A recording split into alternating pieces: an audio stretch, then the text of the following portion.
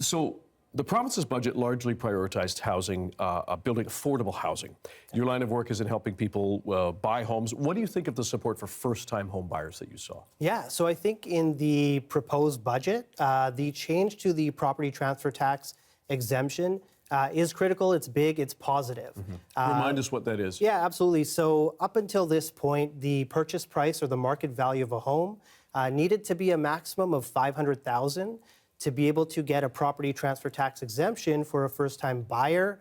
Needless to say, $500,000 doesn't get you very far in this market. No. So ultimately, the change is now that market value moves to $835,000, much more in line with market values of properties. Average condo price across Metro Vancouver around $770,000. So this is going to open the door to many more first-time home buyers.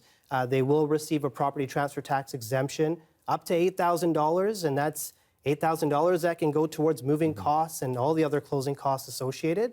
So I think very positive for first-time buyers. And now, on the other side, BC United's Fix Housing Plan includes this rent-to-own initiative where prospective homeowners would contribute, I think, 3 years of rental payments toward a down payment on the same home. What do you think of that plan? I think it's excellent. I think the idea behind it, it's not new. It's been tried before in the market.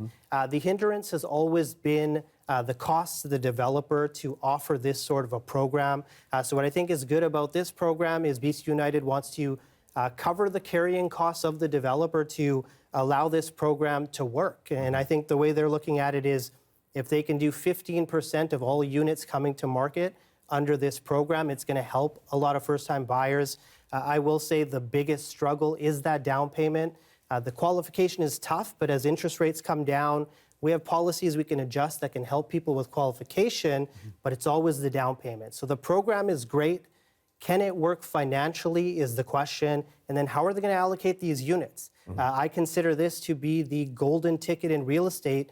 If that opportunity exists to have this sort of a program, everyone's going to line up for it. How will they allocate the units? That's going to be a big question as well. And with both of these proposals, is it going to benefit people across BC, or where do you see the focus being mostly? Yeah, so I think when we look at the first-time home buyer incentive, I think other areas of BC where the real estate values were lower, I think there were more people that fell under that exemption naturally. So I think the big help for first-time buyers is Metro Vancouver, is Fraser Valley.